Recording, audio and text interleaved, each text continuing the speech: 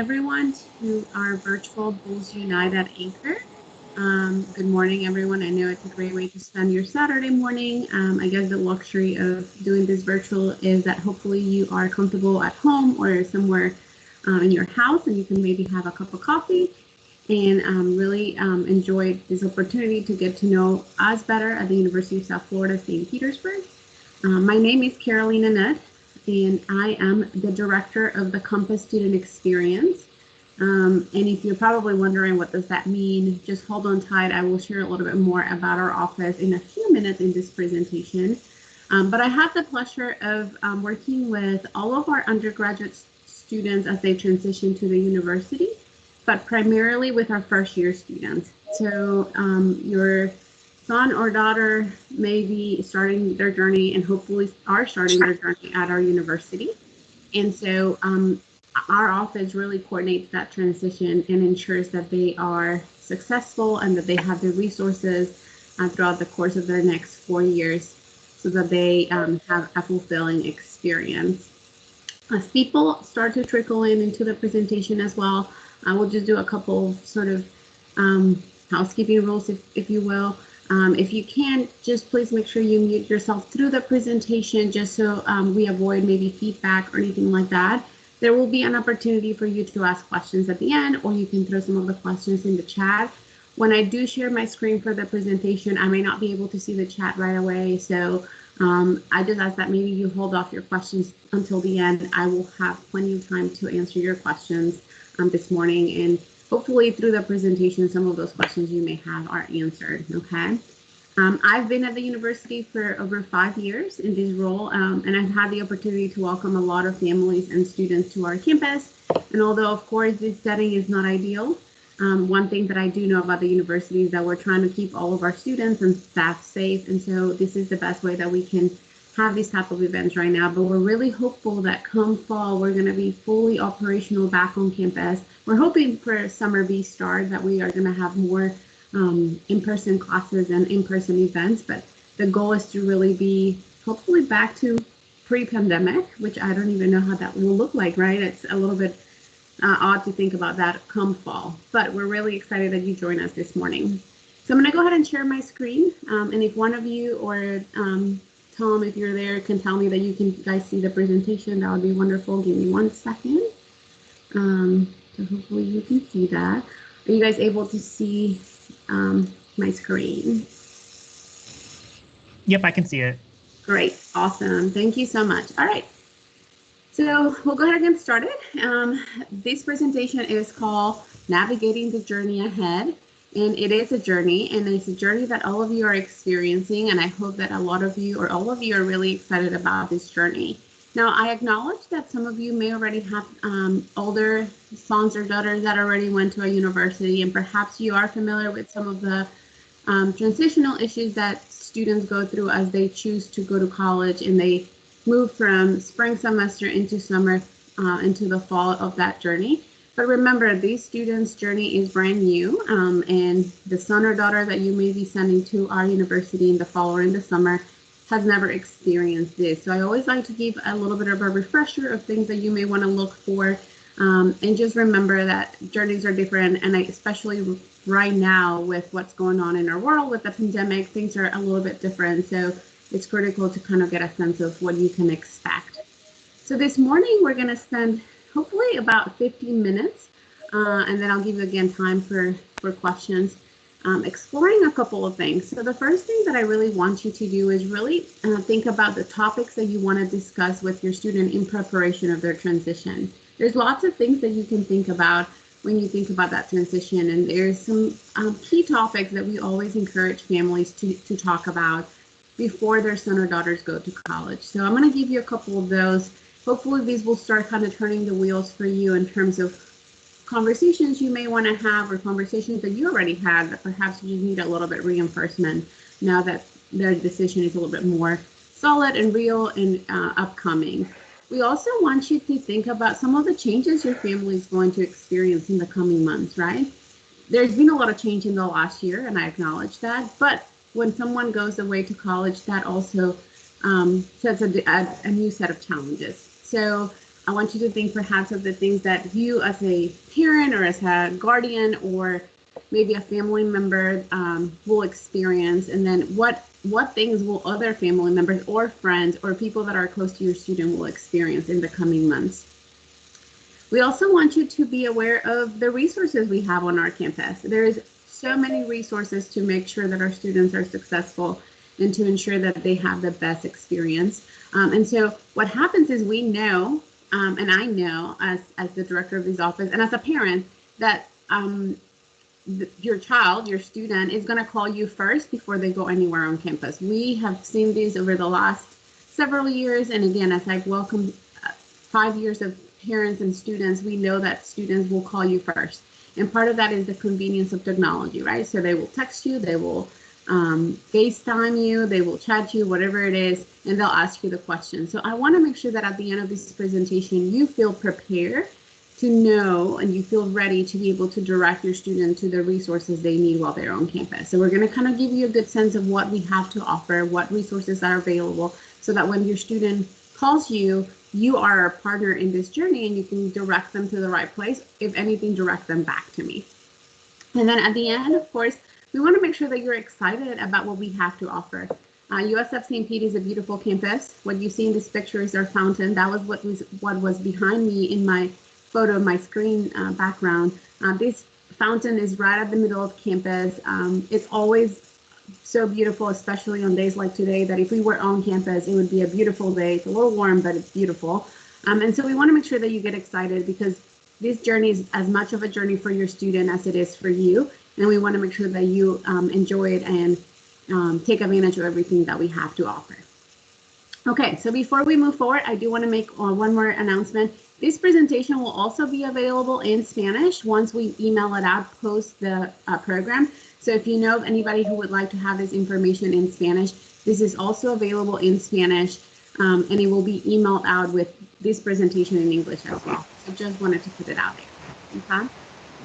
So I want you to really think about a couple of things. So we're going to start thinking a little bit about, what's going on right now. So I want you to perhaps think about what changes are you already seeing in your student, and then maybe what are some of the joys that you are experiencing or anticipating during the coming months.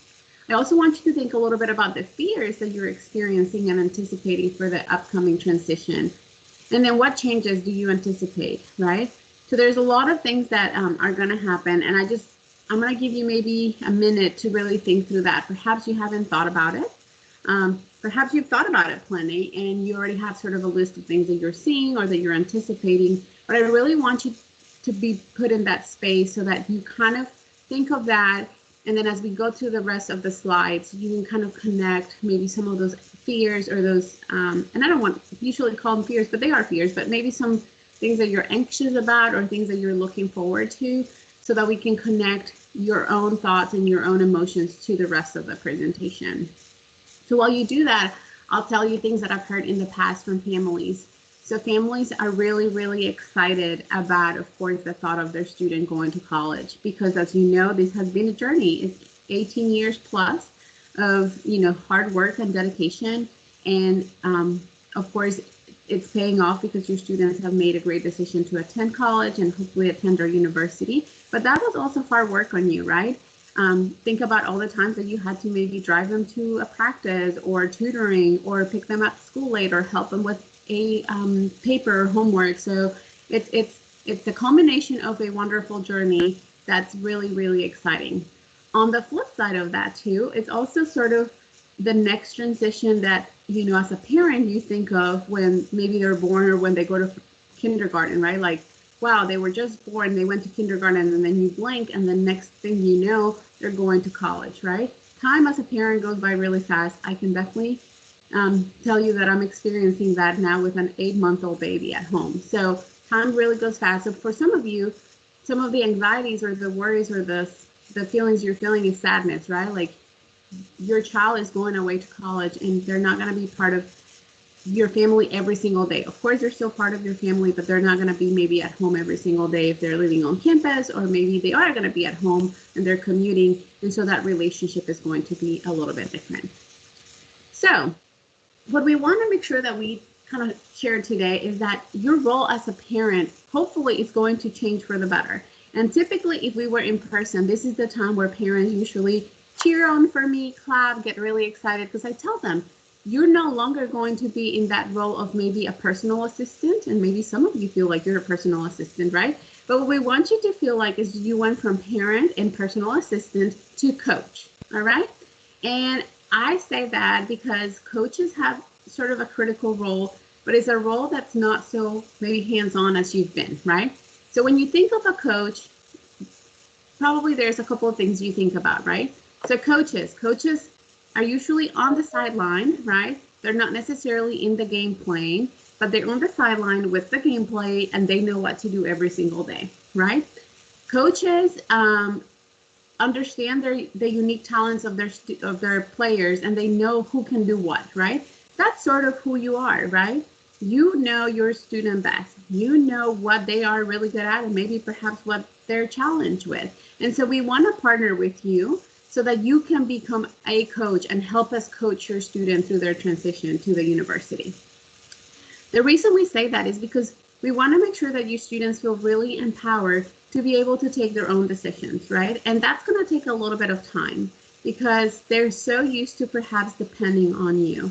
They probably depend on you for maybe keeping time or knowing when they have certain things due or when they have to go to the doctor, or you perhaps are still waking up your student in the morning. So while that's okay, and I'm not saying that's not an okay behavior as a parent, what we want to make sure we do is that we help you transition from parent to coach. Again, coach as in you know what to do, and if your student calls you, you can kind of guide them, but your student still being the one that's taking the action, the steps to make sure that things go well. So that's sort of what we want to do today. We know you are our most critical partner in this transition. We know that you are going to be the one that is probably going to have the first contact with your student. And so we want to make sure that you start thinking about how your role is going to change. Now, for some of you, you may be really excited, right? Some of you are already counting down the hours, the hour, the month, the days, the minutes, the hours when your child is going to go to college. A, because you're excited, but two, because you're going to sort of get that sense of independence again. And some of you are probably still, struggling a little bit with that decision, and that's okay. But again, remember, as partners, we can do it, and we can support your student, and we can empower you to empower your student to do what's best for them. So I'm going to talk a little bit of theory, and I know that on a Saturday morning, maybe that's not what you want to hear, but this is something that's really helpful for me as I talk to families and perhaps can help you also as you experience this transition with your student. So this is sort of your student's transition. This is a model by William Bridges, and something that's important to note about this model is that students go through transition, but there's not necessarily a linear transition. So it's not like you start in ending and then you go through the neutral zone and then you go to the new beginning. A student can start at any point and switch from one state to the other. So when we think of these transitions, I want you to think about perhaps where your student's at. So some students are in the stage of ending, losing, and letting go. And they're sort of a little bit sad. They're thinking, oh gosh, high school is about to end.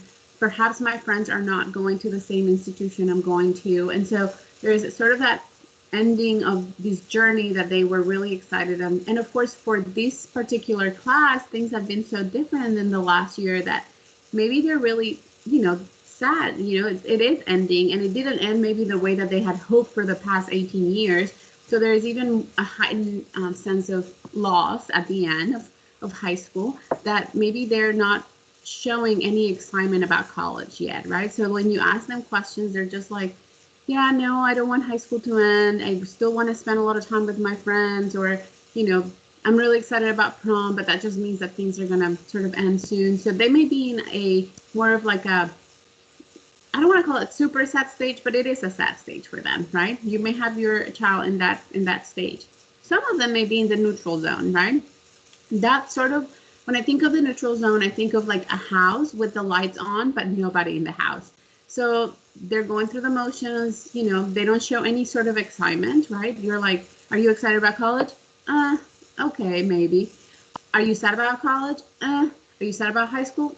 So there is not a real true emotion coming out yet. They're sort of like going through the motions at the moment because they don't really know where they sit with excitement or losing high school or ending high school. So some of them maybe, especially right now, right there. And then there are some where they may feel like, wow, the new beginning. We're so excited. Again, a countdown of when they're going to go to college, when high school is over. Perhaps through the pandemic in the past year, they're excited to start something fresh, something new. And with, of course, the hope that we have that, with a vaccine and things going a little bit, better, that they're really, really excited for college and that things are going to change tremendously. So again, your student may fall in one of these categories. They may fluctuate. Today they may be really, really excited, and then tomorrow they're like, oh gosh, I'm scared. I don't want this to end, right? And so it's normal to go through that transition, and it's normal to experience different emotions and feelings every single day. And so when I talk to parents in the past, I tell them, please don't take things too personal. If one day your student's really angry and upset, because their anger and their spouts of anger may be anxiety over what's to come, or perhaps sort of mourning the fact that their high school is coming to an end. So don't take it personal. Try not to take it personal. I know it's hard as a parent not to take things personal, but try not to take it personal. The one thing about this model that's really cool is that it also applies to you. And some of you, again, maybe in some of these stages, like, again, you're ending this journey with your child, and like the proud moments that you're having because they made it, but also the fact that they're kind of going towards the next stage in life. And then some of you are still probably ambivalent, like, I don't really know how to feel. I don't even know how I feel about sending them to college in the middle of the pandemic, right? So there is lots of emotions and things that may be happening, and that's totally normal. All right, so we're going to transition a little bit, and I want to talk about what you can expect over the next 3 or 4 months up until when your student starts college. And hopefully through the end of these slides, you'll have some critical and tangible actions that you can take with your student. Again, I remind you that this information is for you to know and to empower your student to take some of these actions, okay? So April, we are almost to April. April's this week coming up. So I want you to think about things that haven't happened but should be happening in the next few months. So we really want to ensure that you register for your first year orientation and parent orientation. Orientation is one of the most critical aspects of the beginning of the college journey. And that's when students are really going to get the foundation of information of what they're going to need for the rest of their college experience. I used to work in orientation. Is one of my favorite parts of that transition because there's so much excitement about learning about what we have to offer. Our institution does a great job of providing a first year orientation and a parent orientation. So as a parent, as a family member, as a guardian, I encourage you to register for that as well, because you'll get a lot of critical information, again, to have in the back pocket as your student begins their experience with us. We want to make sure that you also submit admissions deposits so you can take the next steps, such as the housing application and then housing room selection. Again, I know that there are several of you that have already deposited at our institution, and we're so excited and delighted that you're going to be joining us. Some of you are here today trying to figure out, okay, where do we see ourselves? And we hope that you see yourself and your students see themselves with us.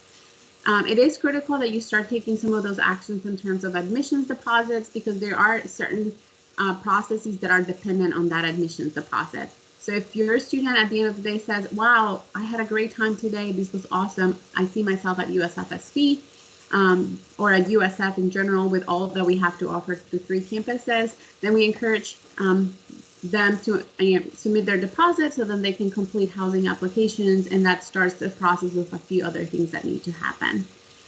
Soon you will receive financial aid offers from any institution that you put in the FAFSA or that you've applied to. And so it's important that you review those financial aid offers, that you understand maybe what your student is getting, what's being provided to them.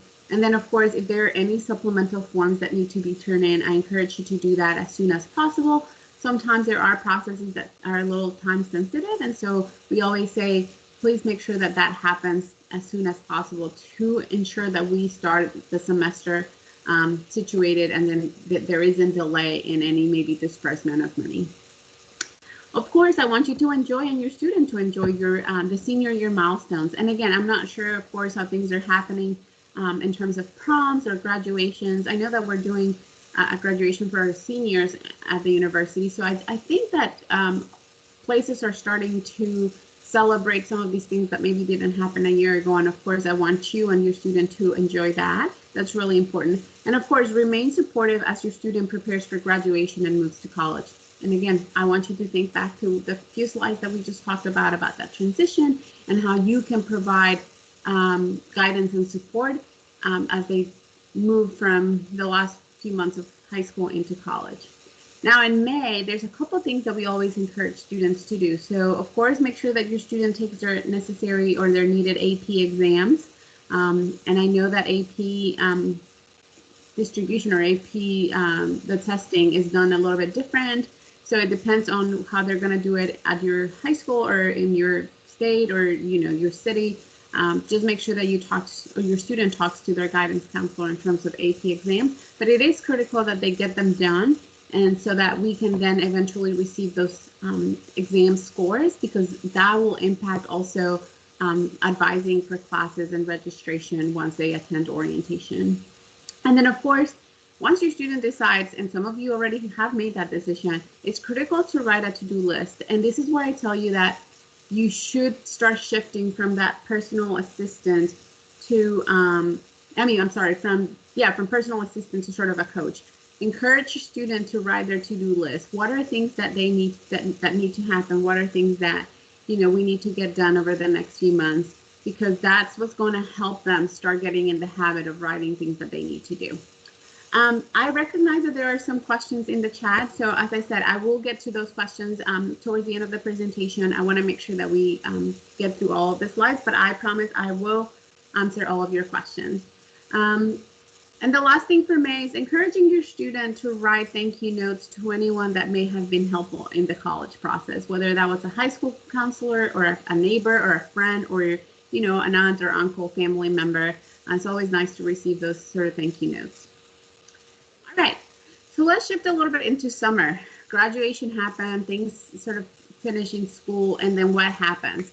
So we call the summer flood of information. And the reason we call it the summer flood of information is because that's when a few things are going to ramp up in terms of either things that we need your students to do in preparation for move-in, or just the way that things happen over the summer. It's really important to realize that the summer flood of information may come either hard copy in the mail or electronically. So we always ask that your student checks their institution's email account. So that information will be sent to your student. It will not come to you.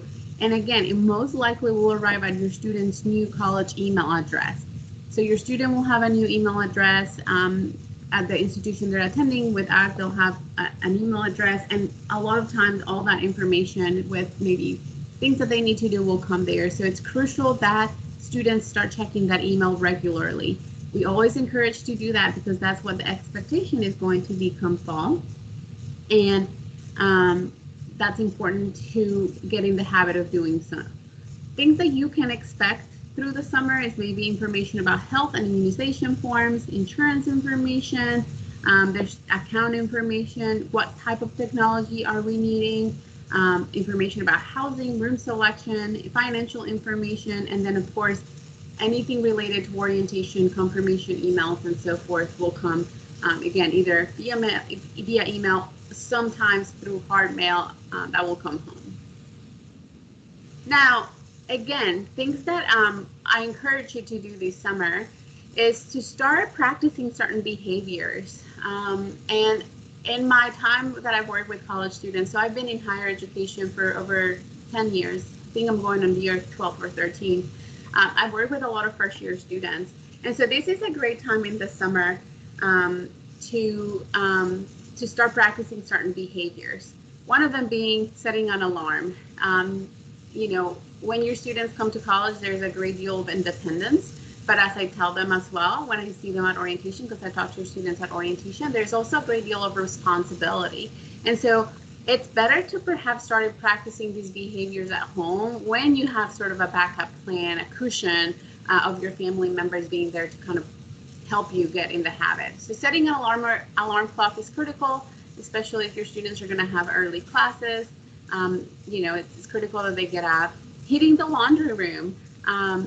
For the most part, nowadays students are pretty independent and they know how to do laundry. But here, sometimes I've had situations where students don't know how to do laundry, and I've had extreme situations where the student mailed the laundry home through FedEx on a Friday, and then the mom mailed it back on a Monday. I know you're probably laughing or shaking your head at home. I can't see you, but it has happened. So I always encourage families, parents, guardians to kind of prompt their students to start doing that in the summer.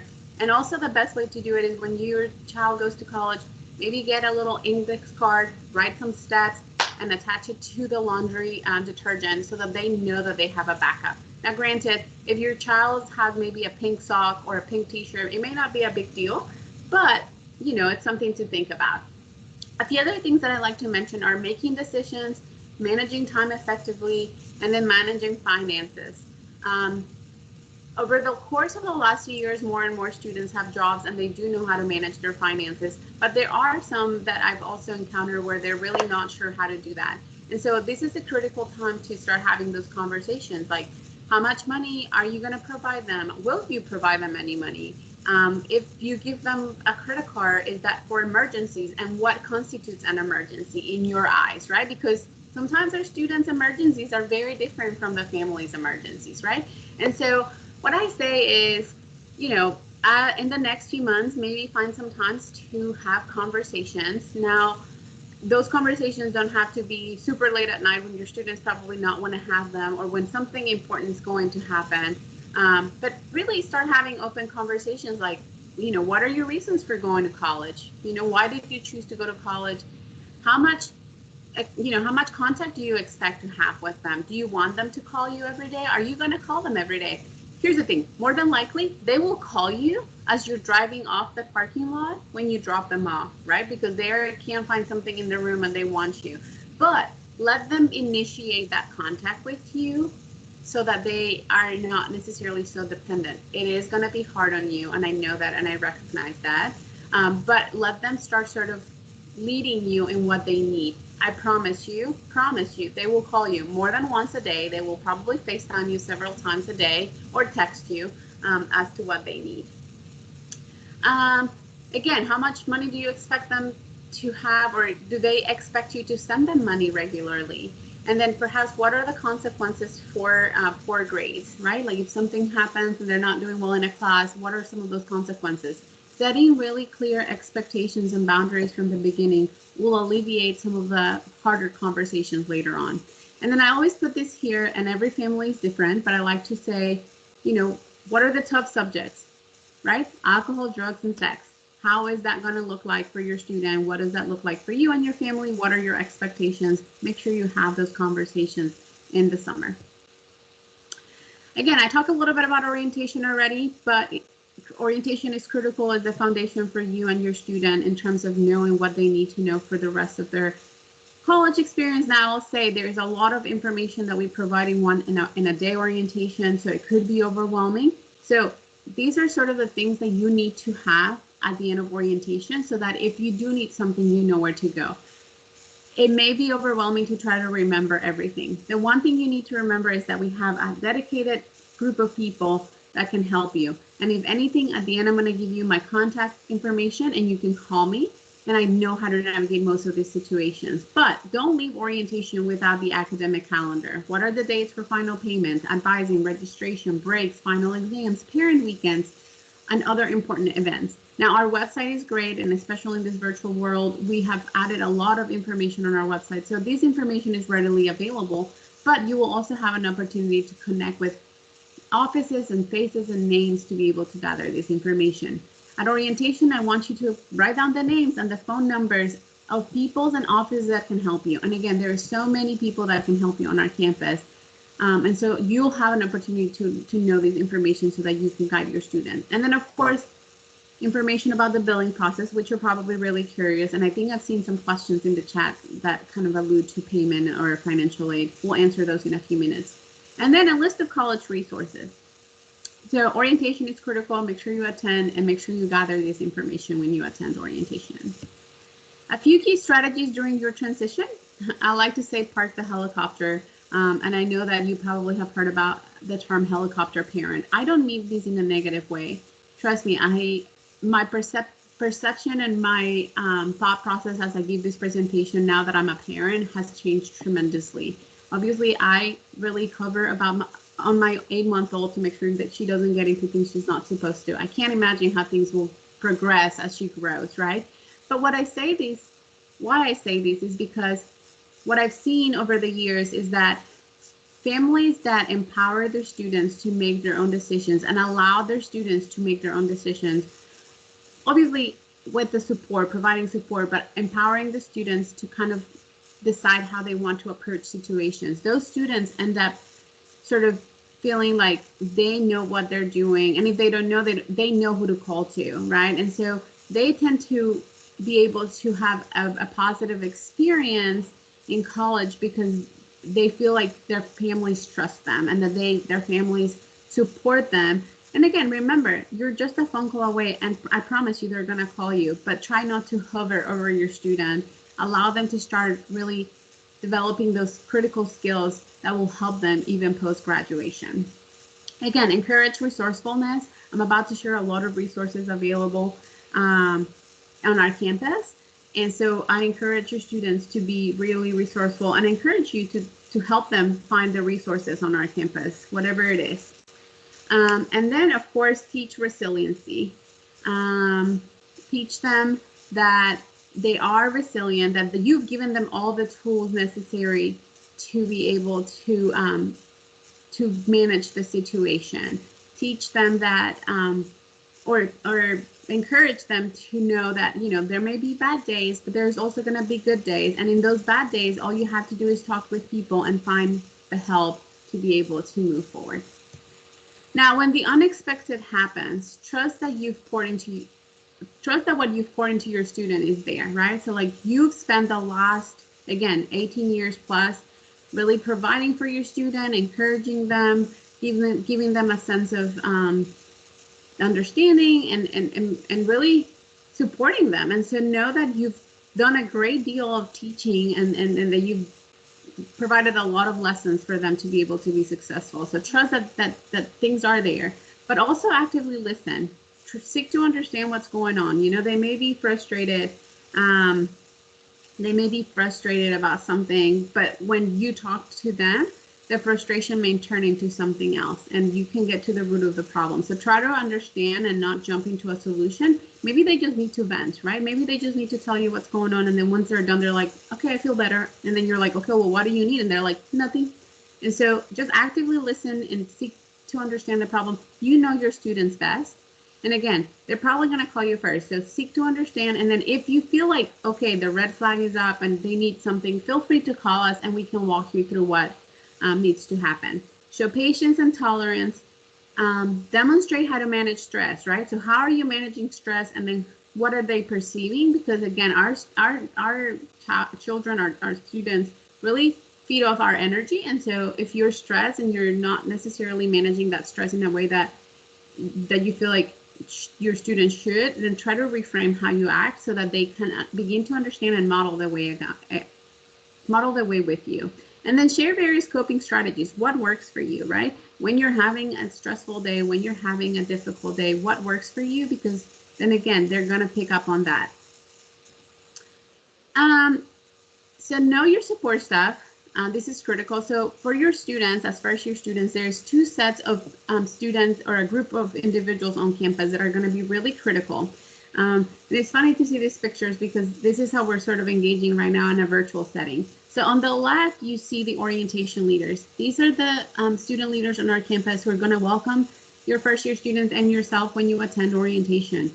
They are really very knowledgeable about everything that we have to offer on our campus, and they're going to guide you through that transition, ensure that you have all the necessary information and resources, and that your students also have a really good time at orientation. Orientation, as much as it is important for the information and the registration of courses, is also a great opportunity for your students to get to know other students on our campus and start building connections. And we know that when students build connections and relationships, they're more likely to stay on our campus. So that will start our orientation. But then it will transition into our Compass first year, or our Compass Student Experience Office. So we do offer a first year experience program. All of our first year students are assigned an upperclassman mentor, what we call a peer coach. And so the individuals on the right are our peer coaches, and these are upperclassmen students who have been through a very rigorous selection process and training and are able to help your students in their transition at the university. So these students will set up one-on-one time with your student and be able to kind of navigate the transition, answer any questions, help them figure out maybe what involvement they want to have, or if they're struggling with a course, they can kind of walk them through what that looks like. So again, really important to know both of these individuals both of these groups of individuals, as they will be the sort of the main support system as your students start at our institution. So with that in mind, here is the orientation website and their Facebook page. And just remember that registration is currently available. And I really encourage all of you to attend orientation if you can, as a parent or as a family member. And then of course, your students are required to attend the orientation. There will be some synchronous and asynchronous portions. What that means is there are some portions that are live, like we're doing right now, and then there is some other sessions or some other information that will happen through some modules online that they can do self-paced at home. And again, our website, this is the Compass Student Experience Office website. So we have our website and our Facebook. One thing that I'll mention is that we do have a family group within our Facebook page. So there is a whole group just dedicated for family members. And so if you have questions, you can ask them there. If you want to connect with other families, you can go through there. So just join our Facebook page, and then within the page, there is a group for family members. One thing that I didn't mention from the Compass Student Experience Office is that besides the students that we have to offer, we do offer a lot of programming as well. And so you'll learn a lot more about our programming at orientation, but our programming is really dedicated to helping first year students through their transition. And so we do a lot of social programming, but also a lot of academic programming with faculty member. And then the last thing I'll say about our office is that we do have 2 full-time dedicated professionals, what we call our student success coaches. And these are 2 individuals who work directly with students who are encountering or experiencing academic challenges. So perhaps your student is struggling with time management or test taking skills or something like that. We do have 2 professionals on our office that will work with students one-on-one to ensure that they are progressing and being successful through their experience on our campus. The last slide that I'll share, and the next few slides are more like information in terms of contact information, is we have a million other resources on our campus to ensure your student is successful. Everything from academic advising, which is very critical, and you'll learn more about that at orientation. These are the individuals who know your student's degree program, and they can answer any questions in terms of classes, class registration, what counts towards a degree. If a student, for example, is not doing well in a class and they want to drop that class, how will that impact their degree progression, their the time to graduation, and so forth. So I like to highlight academic advising. They are very, very important people on our campus. They're very knowledgeable, and your students will be encouraged to develop a close relationship with their academic advisor. Of course, other areas that I like to highlight from our resources are our financial aid and scholarships office, and I believe you have an opportunity to speak with them today. Housing and residence life, we have beautiful residence halls on our campus, and campus life and living on campus does add a lot of benefits to the students' experience. So there are still opportunities to live on campus for summer and fall, and I will again answer any questions about that shortly. And then I like to talk about, of course, our counseling and psychological service and a wellness center. We offer a lot of services for our students from both the physical and the wellness side of the house. And a lot of these services are part of the tuition, so your students have access to taking advantage of those by being a student in our institution. So I hope that this presentation has made you feel more prepared, and that it has helped you start thinking about what things you need to start discussing with your student, and know the resources that we have to offer. Ultimately, I can't necessarily tell you every person like what your game plan is going to be, because that's something that's unique to your family and to the experiences of your family. But I hope that through some of the points that I mentioned and through the sort of the the highlights of this presentation, you can start putting together that game plan for your family and start thinking about the conversations that you want to have with your students. So the last slide, it's my contact information, or the contact information for our office. And so that's the phone number to our office and the email for our office. And then of course we do have an Instagram that we also have. And so that's sort of the link to the hashtag.